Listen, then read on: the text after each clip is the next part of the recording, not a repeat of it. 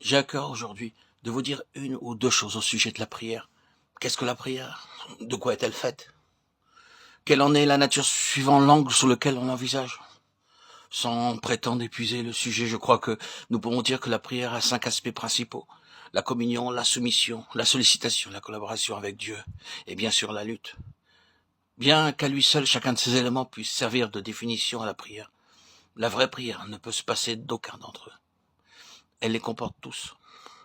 Elle les suppose tous. Prier, c'est être en communion, en bonne harmonie avec Dieu. C'est lui ouvrir toute grande la porte de notre cœur par amour pour lui. Aucune prière digne de ce nom ne peut sortir de cette norme. Aucune vie de prière ne peut s'édifier sur un autre fondement. La prière communion. Et pour notre vie spirituelle, ce qu'est la respiration, pour notre vie physique, une activité organique permanente. Nous respirons, nous continuons à respirer, sans jamais nous poser la question, vais-je prendre encore un peu d'air, ou ai-je assez maintenant? La respiration est quelque chose qui diffère essentiellement de ces activités fonctionnelles périodiques, telles l'alimentation par exemple, qui s'effectue sous le contrôle de notre volonté. La respiration est involontaire, elle ne résulte pas d'un effort de réflexion, c'est une habitude, pourrions-nous dire.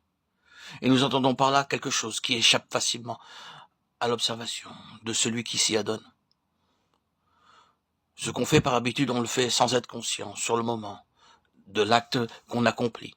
Quand une habitude s'est ancrée, elle devient, sans que nous en rendions compte, un des éléments constitutifs de notre vie de tous les jours. Or, la communion avec Dieu est cela, quelque chose qui continue, qui dure. Mais oui, nous sommes en contact avec le Seigneur et spontanément, involontairement, nous lui ouvrons notre cœur. C'est là le fondement essentiel de la vie de prière et nous devons veiller à ce que ce fondement soit à sa place. Toute notre vie de prière n'est pas là, mais ce contact permanent avec le Seigneur, cette communion habituelle, cet épanouissement spontané de notre cœur devant lui, est à l'arrière-plan de toutes nos activités réfléchies.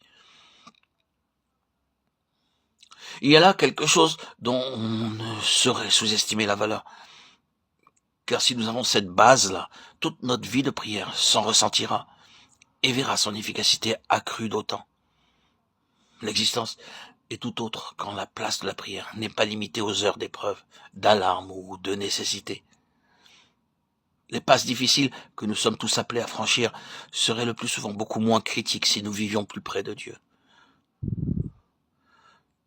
Notre détresse se complique de la distance qui nous sépare de Dieu et de la nécessité où nous sommes de retrouver le chemin de sa présence. Je ne suis pas loin de croire que bien souvent, dans la pensée de Dieu, les circonstances douloureuses que nous traversons de temps à autre n'ont d'autre but que de rétablir entre nous et lui un contact qui s'était perdu. Mais une telle épreuve ne saurait porter ses fruits que si l'objectif de Dieu est atteint une fois pour toutes. La communion avec lui, une fois rétablie. Nous ne devrions pas nous laisser déchoir de cette position spirituelle, mais au contraire, nous attacher d'autant plus à lui que c'est dans une heure de détresse que nous avons ainsi redécouvert la valeur de la prière.